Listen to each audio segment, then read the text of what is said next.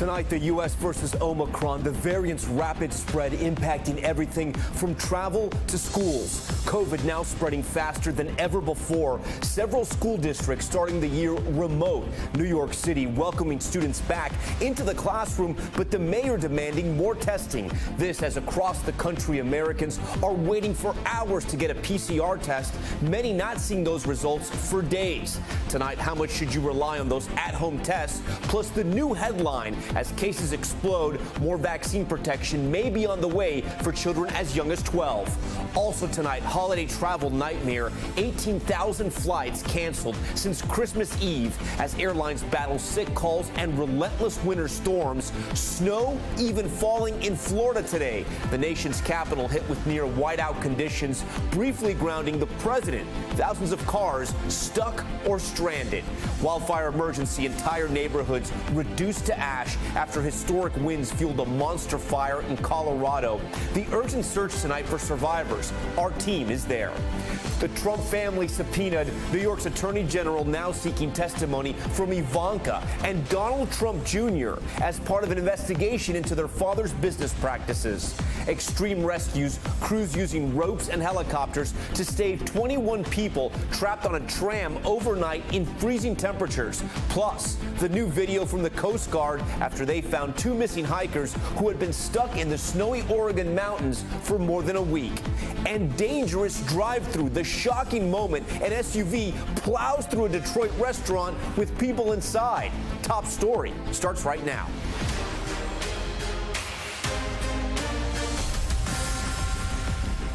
And good evening, I'm Tom Llamas. We begin Top Story tonight with the concern for children as COVID-19 cases spread across the country faster than ever. Students returning from the holiday break today, one day after the country saw a record number of pediatric hospitalizations due to the virus. Several districts starting the year remotely, but New York City, the nation's largest system, vowing to keep students in person, but asking parents to get their children tested. However, getting that test is becoming more and more difficult. Rapid tests flying off the shelves, Americans waiting for hours. You see these images right here, and sometimes hours in freezing temperatures just to get swabbed. But then waiting days for the results afterwards. And now Dr. Anthony Fauci signaling guidance could once again change for quarantine times that could put even more stress on our testing facilities. But there could be another level of protection for children as young as 12 over the next few days. Let's get right to NBC's Stephanie Gosk, who leads us off tonight. With COVID cases soaring to record levels, an uneasy return to school, even though more vaccine protection could soon be available. Today, the FDA authorized the Pfizer booster for children ages 12 to 15, at least 5 months after completing their initial vaccination. Children ages 5 to 11 with compromised immune systems could be eligible for third doses. The CDC is expected to sign off on the changes Wednesday. While schools facing the highly contagious but apparently less severe Omicron variant are instituting a patchwork of policies to get kids back in classrooms safely. Cleveland and Atlanta's schools are remote for the week. Other places delayed a return to class so children could be tested. In New York City, school doors swung open this morning, officials urging families to get their children tested. We're not in a good place. I'm going to be really honest with you. This is the winter surge we predicted. The New York governor placing an emphasis on keeping schools open. The question is, how do parents get these very rare test kits that you always see the lines for? We're going to put them in your hands. We're going to put them in the kids' backpacks. But they aren't there yet. Alina Konkin waited 2 hours to get her 11-year-old tested. There should be a more efficient and streamlined process. It's a similar story nationwide. Rapid tests are hard to find in stores. People are sitting for hours in their cars for PCR tests. The results sometimes taking days. As concerns grow over record numbers of children being admitted to the hospital with COVID. But at least some of those cases are children being treated for other conditions who happen to test positive for the virus. It's unclear if the number of severe COVID cases in children is on the rise. What we're going to need to do is make sure that those children who can be vaccinated are vaccinated, that children wear masks while they're in school to protect themselves and to protect each other. The CDC is also taking another look at its controversial guidance to decrease quarantine from 10 to 5 days without a negative test. Testing could be a part of that, and I think we're going to be hearing more about that in the next day or so from the CDC. potentially adding demand for tests that are already tough to get your hands on. All right, Stephanie Goss joins us now. And Stephanie, on the issue of testing, New York City now planning to hand out rapid tests to students with symptoms. How exactly is that going to work? So, Tom, it used to be the policy here in New York City that if one or more students from the same class got COVID, the whole class had to quarantine for a specified period of time, 2 weeks usually. But now what they're going to do is when one or more kids test positive, they're going to send rapid tests home with every kid in the class. If the test comes back negative, those children can return to class the next day, Tom. All right, a new year and a new model of testing, hopefully to keep more kids in class. Stephanie Goss leading us off tonight on Top Story. Let's go inside the numbers now. A record-breaking surge of cases and hospitalizations on the rise here in New York. The state's seen its highest daily case numbers since the start of the pandemic over the holiday weekend. It comes as New Yorkers face hour-long lines in the freezing cold just to get a test. NBC News correspondent Vaughn Hilliard caught up with a few of them waiting in line today. How long have you guys been waiting? Well, over 3 hours now. How many? Over 3 hours. These types of wait times in New York's sub-freezing temperatures today have many Americans reaching a boiling point. You've been out of work for how many days now? 9. 9 days. For Amani Winston, it's getting in the way of her working again. She tested positive more than a week ago. Like thousands of others, struggling to find a testing site. She took the subway to this location. So this is your third attempt today? Yeah, we came from the Bronx to come down here. Why? What happened with the first two lines? Long, very long. They kicked us off the line because they only accepted 100 people. That's all? Yeah. 100 people for the day. Yeah. What happened at the second line? We did it, but we need a rapid one. The difficulty with so many of these testing sites is just how long it takes to get those results back. Here at this Manhattan one, and it's now up to 130 hours. That's 5.5 days. When's your flight? 2 days from now. So you hope to have your PCR back? Yeah, we hope to have our PCR back before then. Autumn-Maries and Victor came to this clinic trying to get a test back so they can fly home to Puerto Rico. So 5 hours later, you guys are now in another line. Yeah. Yep. In the past week, the U.S. averaged more than 400,000 new daily COVID infections, a record for the entire pandemic, despite these slow, massive lines. Here in New York, the state recording its highest one-day tally since the pandemic, with over 85,000 positive cases. Just how much may we be undercounting the number of positive cases? This time with Omicron, because it's so easy to give and get, we think we could be missing anywhere from 70 to 90% of infections, depending on what region of the country you're in. The long lines and long waits for PCR test results pushing many to turn to at-home kits. I've waited in that line before. It's not very quick, but they get a more accurate test result though. And so you're willing to exchange a more accurate test result in order to not wait in that line, is essentially what you're telling me. Yeah. But most of the at-home results are not being officially recorded. How many of these at-home tests are even being reported back to the government? We think anywhere near 50% could not be reported, maybe even higher, but it's a lot. And that's what accounts for, I think, the undercounting in Omicron. The virus leaving families in the dead of winter waiting for answers. We're just waiting to get tested finally. All right, Vaughn Hilliard joins us now from just outside 30 Rock here. He was out and about all day. So, Vaughn, there are now 3 different tests that folks are really trying to fight for. They're waiting hours for. And how are these lines sort of different at each of these testing sites? Tom, it's a mixed bag every corner you go to. Not only are there the federal, state, and city sites, there's a lot of private vendors who are offering up tests. And the question that you hear most often at these tents are, what kind of tests do you got? Do you even have a take-home test that we could offer? And each testing site that you go to so frequently offers a great variation of how long it'll take to get a PCR test. But there are an incredible number of people that are simply looking for these rapid tests. And so many of those lines that you saw in the video that we just showed you, that's what these people are looking for, so that they can go to school, so that they can go to work.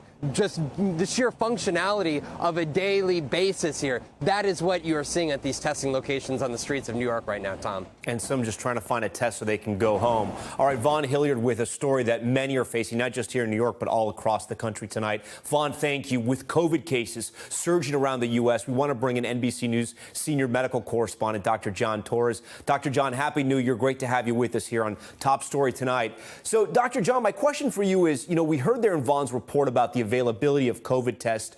Do you have an updated estimate of how many COVID cases could be out there in the U.S. right now? It seems to be a mystery. And Tom, it is a mystery, and it's a hard thing to get a grasp on because, like was mentioned earlier, a lot of these tests are done at home, and people have these home tests here, these home kits, and in some cases, they're supposed to report them, but they don't necessarily report them. In other cases, there's not even a way to report those tests, or it's very difficult to do. So it could be high numbers of people who have these tests at home, are positive, and never report it in the first place. So we have no idea really how much that could be, but 50% is not an unreasonable thing to look at, which means that these numbers of cases we're seeing could be much, much higher than we actually think they are right now. And we know that case numbers often depend on how many tests are actually being reported, but we just don't know where we are in that reporting right now, Tom. Dr. John, me and my family dealt with a COVID spread within our own family during this holiday break. And one thing we learned about the take-home test, at least in our experience, versus the PCR seems to be the gold standard. We've known that. It seems like the take-home test, a lot of times they can give you a false negative until your viral load is at its peak. Then it seems to work. But the PCR seems to catch the virus earlier. And Tom, what you're doing is you're trading speed for accuracy. And these home tests, they're very fast. You can get them in 15 minutes, but at the same time, they're not quite as accurate as the PCR test, although they are fairly accurate. And that's an important thing to remember. And the best way to think about it, if you remember back in high school, we had these bell curves. On these bell curves, when you have your viral load, when it's at its highest, these tests are going to be most accurate. For a PCR test, it's accurate all the way across the bell curve. For these ones, most accurate when the bell curve's high and you have that huge viral load. So these tests in and of themselves, I tell people all the time, they're a snapshot in time. 6 to 12 hours is what they're good for. And if you look at it, what I tell them as well, if this test is positive, then you're positive. If the test is negative, then look at yourself. Are you having symptoms? Were you exposed to it? In cases like that, you need to wait and retest because it might not be as accurate as you'd like it to be or those around you would like it to be, Tom. I want to talk about some of the telltale signs of Omicron. My family, we experienced the scratchy throat, but I know some people are also experiencing the night sweats. Tell me about this. Yeah, it's one of the unique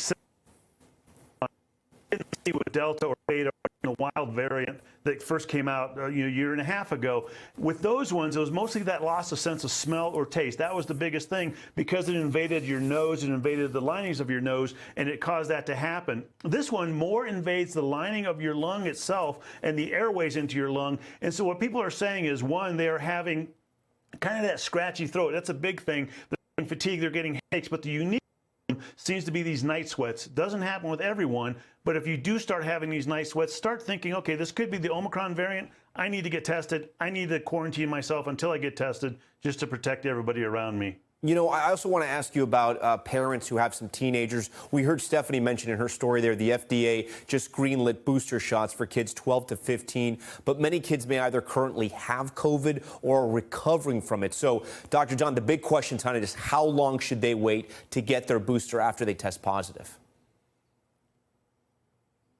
And so once you test positive, you want to wait until the symptoms resolve. The old system was waiting that 10 days, and you still want to wait that 10 days because even looking at the new system for isolation, it's 5 days of isolation and 5 days of wearing a mask. And so wait till that 10 days, wait till all the symptoms resolve, and then at that point, you can go ahead and get the vaccine. There's no reason to wait beyond that to get it. The only caveat is if you do get treatments for it, especially if you get the monoclonal antibodies, then you're going to want to wait longer, up to 3 months. But for most teenagers, if they do get it, right after they recover, as soon as they're starting to feel better, they can go ahead and get the shot at that point, Tom. All right, Dr. John Torres for us tonight. Dr. John, we thank you for all your guidance.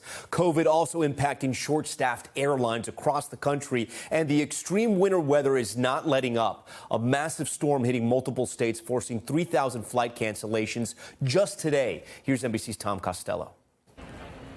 adding more misery to weary and stranded travelers coming back from the holidays. A massive storm stretching from the deep south, Florida and Alabama, to the nation's capital in the bullseye today, hit with up to a foot of snow.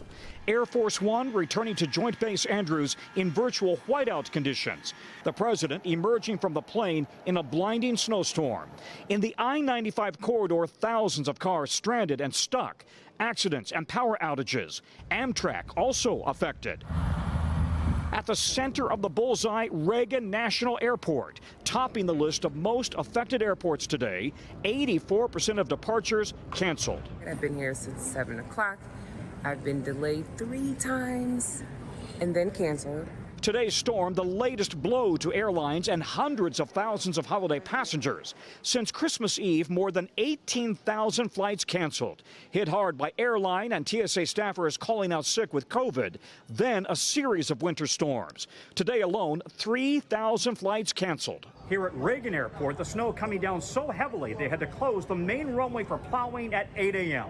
Thousands of passengers stuck. I'm trying to fly back home. I've been out since 3 in the morning this morning, and my flight got changed twice. The cancellations rippling across the country from Chicago O'Hare to Fort Lauderdale, where Andrea Lynn and her kids have been trying to get to Detroit since Friday. We had to stay an extra couple days, and hotels are outrageous on New Year's Eve, so we were kind of trapped. While it truly has been a perfect series of storms for the airlines, consumer advocates say the airlines also bear some blame.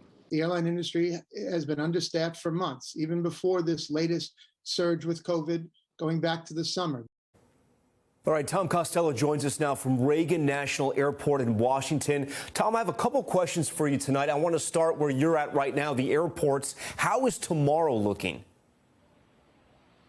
We've got nationwide tomorrow, 400 flights canceled so far. Now, that is a vast improvement over today. 3,000 flights canceled nationwide, as we said. Reagan Airport, right this very minute, it's a ghost town. Virtually every flight after 8 o'clock this morning was canceled. There are very few people inside right now, just a few stragglers. Tom? All that snow we can see there behind you. You know, you mentioned there at the end of your report the airlines are clearly understaffed. Any signs that that's going to change at the start of this new year?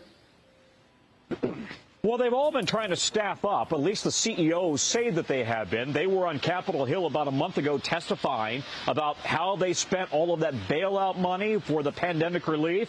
All of them said that they've been staffing up, trying to get back up to force to handle the resurgence in passengers that they say they weren't expecting, at least not with this kind of force. But clearly they've got some work to do. And as you know, right now, it's a pretty strong economy. And it's a job seekers market right now, Tom. Okay, Tom Costello for us tonight from Reagan National. Tom, thank you. The snow may be moving out, but there could be some dangerous driving conditions on the way. We want to show you now what the maps are looking like. Plunging temperatures from the Midwest to the Northeast expected to cause slippery spots on the roads through tomorrow morning. Several cities, including Richmond and Baltimore, are looking at temperatures in the teens. We take you now to Colorado, where survivors of the monstrous Marshall Fire are coming back to find their homes in ashes. Authorities desperately searching for 2 people still missing as they try to determine what could have caused this disaster. NBC's Emily Aketa is there. Tonight, an urgent search for 2 people missing since the Marshall Fire swallowed entire neighborhoods in Colorado. But officials fear a grim outcome. Their homes now ash. We are actively working at 2 scenes. It is very, very difficult work. The monstrous Marshall Fire burned into the memories of residents. Flames engulfed the length of football fields within seconds, some barely escaping the hellscape, and now face a painful recovery ahead. It's killing me that we can't be there for him. Devin Sager's father in the hospital after family saw him driving a neighbor out of the burn zone. To put himself at risk to help someone else, does this sound characteristic of your dad? Very much so. If he sees somebody who needs help, he's gonna help. The aftermath, apocalyptic. Nearly 1,000 homes reduced to rubble, another 100 damaged. There isn't going to be a kid that doesn't know someone that's lost everything. The sheriff has pointed to the area near Marshall Road and Highway 93 as a possible origin of the devastating fire that consumed more than 6,000 acres. Numerous witnesses first spotting flames at a shed near there, quickly picked up by hurricane-force winds. In the video, the smoke was very light, and then it just progressed so fast. Investigators say it's too early to tell whether the shed was the exact ignition point. Sheriff's deputies executing a search warrant over the weekend, but won't say where. We haven't eliminated or honed in or on any one specific thing. It's an open investigation. All right, Emily joins us now live from Boulder. And Emily, you know, as we were watching your story, watching how you were working that story, you notice all the snow on the ground there. How's that affecting the investigation? Well, Tom, investigators are trying to uncover evidence to help them understand what could have caused this monstrous fire. But not only are they having to contend with hot spots and rubble, but also snow. And Tom, I can tell you there's more on the way. Back to you. All right, definitely going to get in the way. Emily, we thank you for that. We want to turn now to Capitol Hill. With the anniversary of the January 6th insurrection just days away, the House committee is ramping up its investigation. NBC News senior Capitol Hill correspondent Garrett Hake has the latest.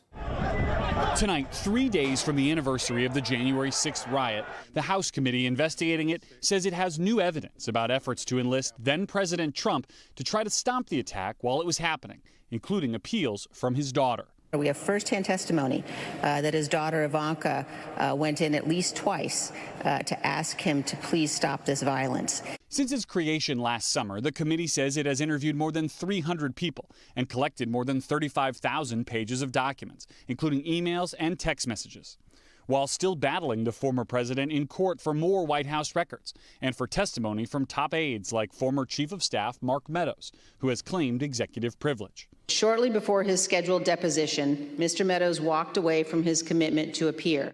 The committee aiming to hold public hearings and release a comprehensive report on the attack before the midterm elections. We've got to tell the truth about that, and we have to have a reckoning with the reality of what happened. But Republicans have slammed the credibility of the investigation because House Speaker Nancy Pelosi did not allow top GOP leader Kevin McCarthy to select members for the committee.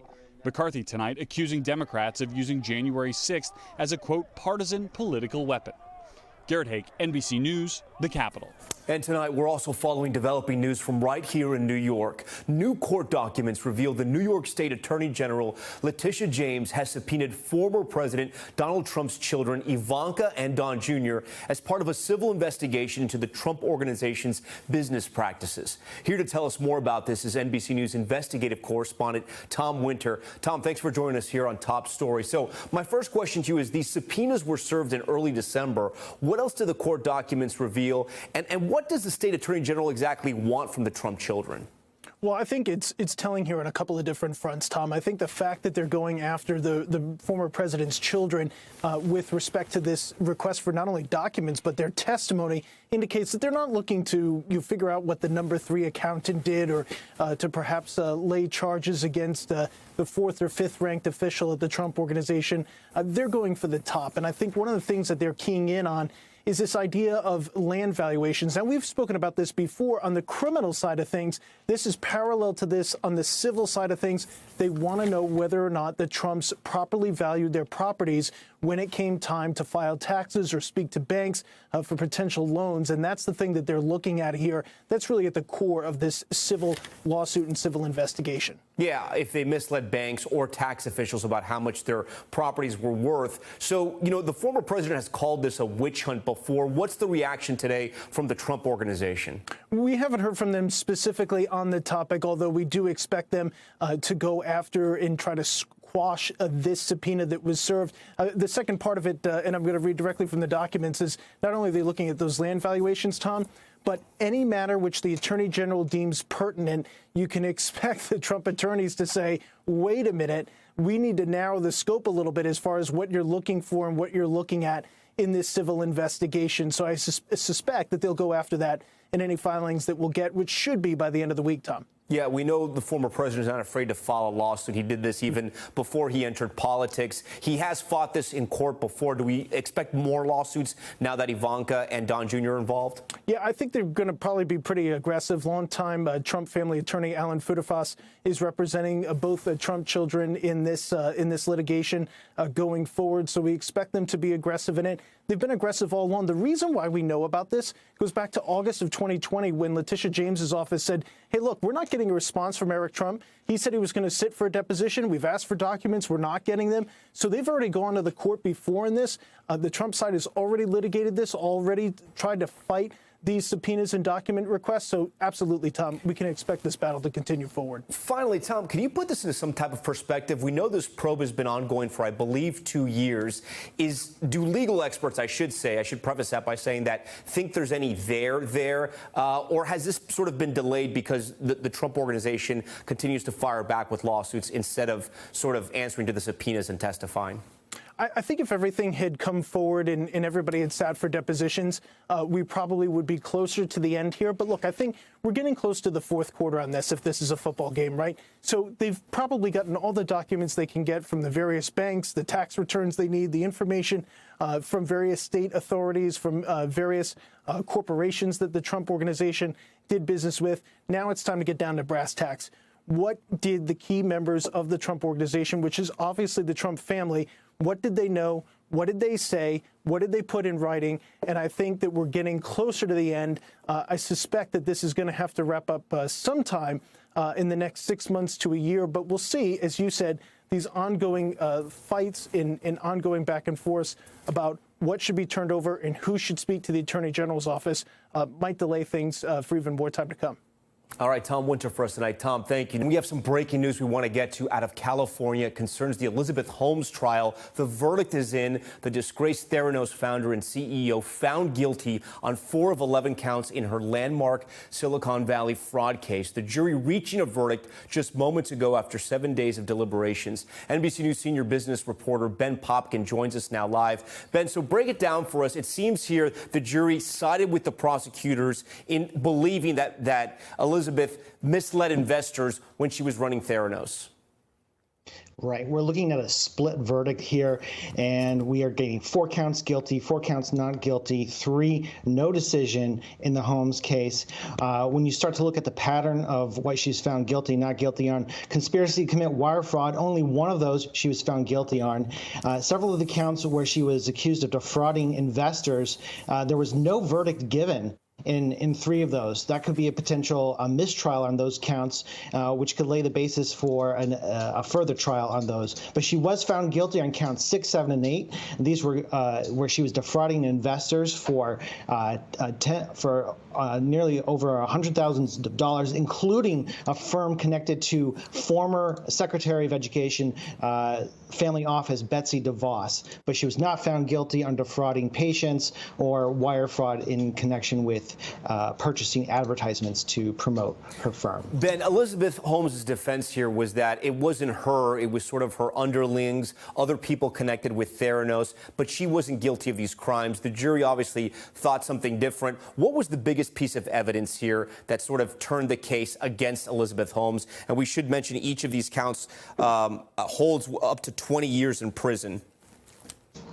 One of the most blockbuster pieces of evidence was actually Holmes's words herself. There was a secret phone call, call with investors that was recorded by one of the investors. And that was one of the pieces of evidence that the jury asked in one of their few notes for to be played. It was her making bold claims, sort of outlandish claims that cannot be supported by the evidence, where she claimed that they were going to be putting Edison's, their Theranos blood testing device, on Medivacs, that they were on track to make over $1 billion, and that they were conducting all the tests on their own equipment, when in fact they were actually outsourcing it and putting it on third-party devices, not telling investors or patients that their real proprietary technology didn't work.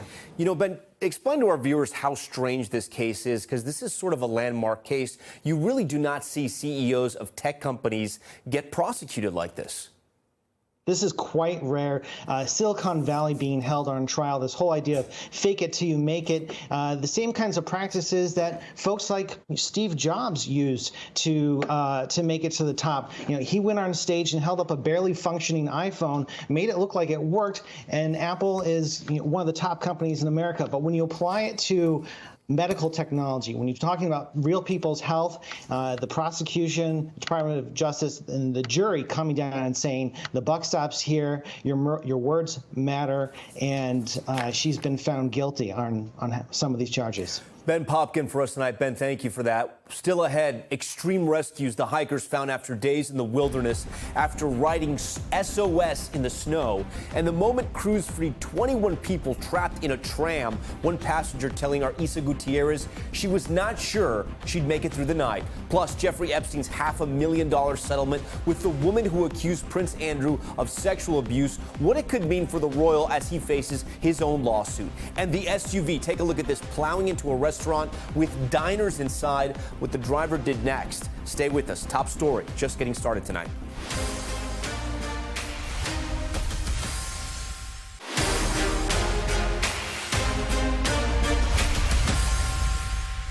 All right, now to Top Stories news feed, and we begin with a frightening crash in Detroit. Police are investigating this surveillance video showing an SUV barreling through a restaurant. Look at that. On New Year's Day, several customers were inside, but no one was seriously injured. The driver and passenger then fleeing the scene. Police say at least one of them has been found at a local hospital. Starbucks now requiring employees to get vaccinated or face weekly testing. The company telling its 220,000 employees they must get vaxxed by next Monday to avoid testing. The new rule is designed to comply with the Biden administration's vaccine mandate on large businesses with more than 100 employees. That mandate takes effect February 9th. And the estate of David Bowie has sold his entire publishing catalog for an estimated $250 million. The massive sale to Warner Music Group includes songs from 26 solo studio albums, plus 2 albums you'll remember with Tin Machine and singles from other projects. A posthumous album set to be released on Friday will also be involved. Bowie, who died in 2016, would have been 75 on Saturday. All right, we want to turn back now to COVID. Israel is doubling down on vaccines, the country authorizing a second round of boosters for people over the age of 60 and in high-risk groups. Experts there say the 4th shot is needed to curb the spread of Omicron as immunity from earlier doses wanes. Could this be a signal of what's to come here in the U.S.? NBC News global correspondent Raf Sanchez is in Tel Aviv. Tonight, Israel once again leading the world on vaccinations and offering a possible glimpse of the future for the U.S. Beginning today, Israelis over the age of 60 eligible for a 4th dose of the COVID vaccine. The double booster also being offered to those with weakened immune systems, care home residents, and medical workers. The hope, a wall of vaccinations to stop an incoming wave of Omicron. Israel will once again be pioneering the global vaccination effort. Omicron is not Delta. It's a different ballgame altogether. 100,000 answering the call within hours, either getting the dose straight away or registering for it soon. As soon as we heard that Israel was allowing for the people 60 and above to get the 4th vaccine, we made appointments. The 4th dose, for now, reserved for the most vulnerable. But the rollout unlikely to stop there. Starting today, older Israelis have been coming to hospitals like this one to get their 4th dose of the vaccine. The question is, how long will it be until younger people and eventually the entire population are getting their 2nd booster dose? And where Israel leads, the rest of the world usually follows. Israel had the fastest initial vaccine rollout in 2020 and was the first country to offer a booster dose last summer. The U.S. and Europe following a couple of months behind. Israel's decision on the 4th dose driven by fears that protection from the first 3 doses wanes over time. We are seeing some increase in the number of people being infected as more and more time passes since they received the boosters. A vaccine experiment in Israel being watched closely by the world. Now, Israel introduced very strict travel restrictions when Omicron first emerged in November, basically cutting itself off from the rest of the world. Even today, travel to and from the U.S. is restricted without special permission. But Israeli officials say those restrictions worked. They slowed down the arrival of Omicron, and they bought time for Israel to begin that 4th dose rollout. Tom? Raf Sanchez from Tel Aviv tonight. Raf, thank you. Now to Top Stories Global Watch, and we begin with the fire in South Africa's 130-year-old parliamentary complex. Flames reigniting today just hours after it was contained. That first blaze on Sunday morning burning down the main chamber of the parliament. At least one person has been arrested. No injuries, though, reported. And this is new tonight. Mexico is offering political asylum to Julian Assange. Mexico's president saying he is moving forward with a formal offer to the UK. He also revealed he asked then-President Trump to pardon the WikiLeaks founder during Trump's final days in office last January, but did not receive a response. Last month, a British court ruled Assange could be extradited to the U.S. to face espionage charges. And in Colombia, more than a dozen people are dead as fighting between rebel groups intensified near the border with Venezuela. Take a look. New video shows residents in Arauca fleeing their homes after violence broke out between guerrilla groups, the National Liberation Army, and former members of the FARC. Officials say the two are fighting for control over several things, including drug smuggling routes. And in Brazil, President Jair Bolsonaro sent to the hospital with an intestinal obstruction. The head of state tweeting this picture of himself from his hospital bed, giving a thumbs up. He's now in stable condition, awaiting more tests and potential surgery. It's the latest in a string of medical issues for Bolsonaro since he was stabbed in the abdomen at a rally 4 years ago. All right, coming up, Epstein's secret settlement. Documents revealing the convicted sex offender paid Prince Andrew's accuser $500,000. What it could mean for the prince as his lawsuit heads to a federal court. Stay with us. All right, back now with Prince Andrew's legal battle. Just days after Jeffrey Epstein's longtime girlfriend, Ghislaine Maxwell, was convicted of sex trafficking, a lawsuit against the prince is heading to a federal court. His accuser saying she was trafficked by Maxwell and Epstein for the royal when she was a minor. And now new documents show a secret settlement between that accuser and Epstein more than a decade ago. Here's NBC's Kelly Kobiella. Tonight, a $500,000 settlement revealed with major potential implications for the lawsuit against Britain's Prince Andrew. Documents from a confidential settlement between Jeffrey Epstein and one of his accusers, Virginia Giuffre, were released by a New York judge today as part of Giuffre's civil lawsuit against the prince. The 2009 agreement reveals Epstein agreed to pay Giuffre $500,000 to dismiss her lawsuit against him. The deal also has language releasing, quote, any other person or entity who could have been included as a potential defendant from all actions of Giuffre, including suits. The prince's lawyers claim this protects the Duke of York from Giuffre's lawsuit. Whether or not Giuffre was even thinking of Prince Andrew when she signed this settlement agreement, it may cover Prince Andrew anyway. Defendants always want releases to be written as broadly as possible, and this one is no exception. It may be so broad that it releases not only Epstein, but anyone associated with Epstein who could have been a defendant. Giuffre, formerly known as Virginia Roberts, is suing the Duke of York for allegedly sexually assaulting her when she was a teenager. He knows exactly what he's done, and I hope he comes clean about it. She said that Ghislaine Maxwell and Epstein trafficked her to Prince Andrew when she was a minor at Maxwell's London home. The prince has denied the allegations and ever meeting Giuffre. In a now infamous interview on BBC Newsnight, he even suggested a photo of the two was fake. Nobody can prove whether or not that photograph has been doctored, but I don't recollect that photograph ever being taken. And you don't recollect having your hand round her waist in Ghislaine Maxwell's house? A New York judge will hear oral arguments Tuesday about whether to dismiss Giuffre's lawsuit. Just on Friday, the judge ruled against Prince Andrew's legal team on a previous motion they made, saying the suit could keep moving forward even though Giuffre now lives in Australia. The prince's attorney declined to comment ahead of tomorrow's hearing. Kelly Kobiella, NBC News. All right, so what does that mean for the lawsuit against Prince Andrew, which faces a critical test before a federal judge tomorrow? Here to help us sort it all out is former federal prosecutor Tali Farhadian Weinstein. Tali, it seems like Prince Andrew's lawyers are saying he's protected from Virginia Giuffre's lawsuit by three little words in her settlement with Jeffrey Epstein: any other person, meaning potential defendants. So how much weight do you think a judge is going to give to those words? They seem so broad. They really are broad, and you're absolutely right that the judge's decision is going to turn on what they really mean. You know, we heard earlier from Danny that it's not unusual for defendants like Epstein to try to make these settlements broader than just themselves. right? Because they're looking for privacy, and the whole point of the privacy would be undermined if Giuffre could have gone and sued somebody else right in Epstein's circle right after reaching this agreement.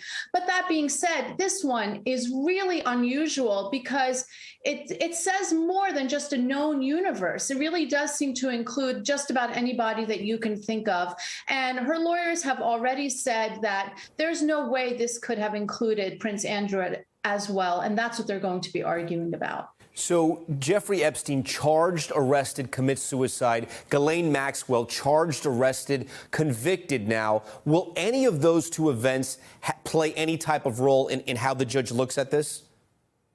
Well, I do think that some of the testimony in the Maxwell trial is going to matter if we get to the merits of this case. But Prince Andrew's strategy throughout has been to try to avoid getting there. So he's gone through one argument after another to say this lawsuit can't even start. First, he said that he wasn't served the papers properly. Then, as we just heard, he said she can't really even come to federal court because she lives in Australia, not in Colorado, as she alleges. And now he's saying this whole thing is foreclosed by this agreement from 2009. So he is hoping that your question, Tom, will never be a question that is answered inside of a federal court. And just explain to our viewers, he's a member of the royal family. Does that protect him at all against any type of U.S. law? Well, he tried to make that argument that there was no way that he could be served papers to start the lawsuit, in part because of his status as a royal. He was at his mother's castle, and he alleged he was unreachable. But in the end, these crimes, if he and in this case, in a civil case, but obviously they were crimes to begin with, as alleged, really apply to anybody. And he is not immune to this prosecution. He is not, and to this lawsuit. He is not a state. He is a person. All right. Former federal prosecutor Tali Farhadian Weinstein. Tali, we thank you for your time. When we come back, the moment one family's life forever changed, how not only seeing the holidays, but hearing them changed one baby's life. We'll explain when we come right back.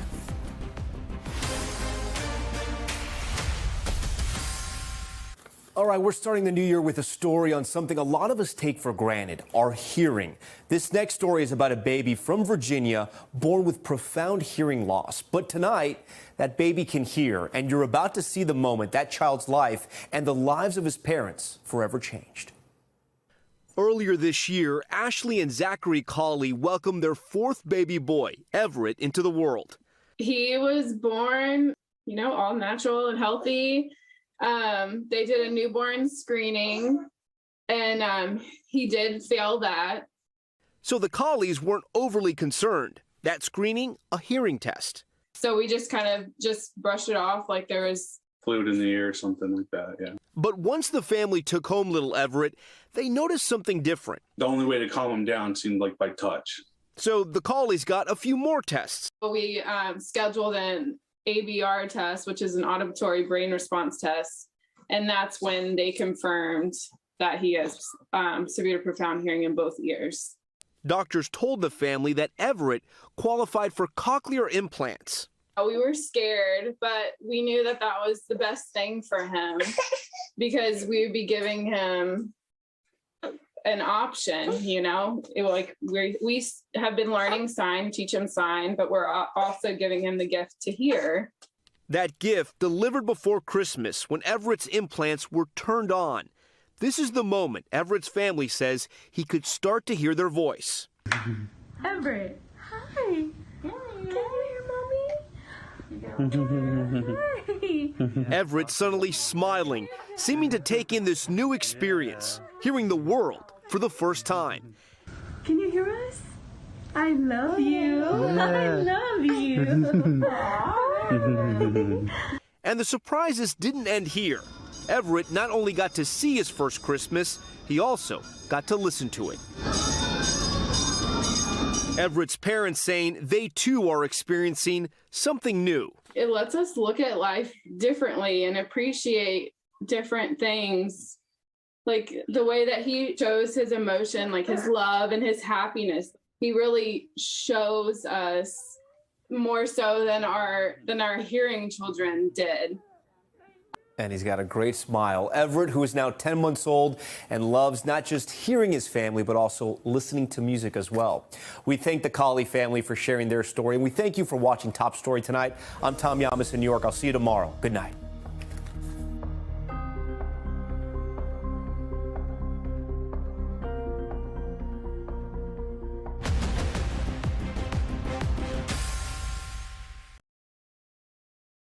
Thanks for watching our YouTube channel. Follow today's top stories and breaking news by downloading the NBC News app.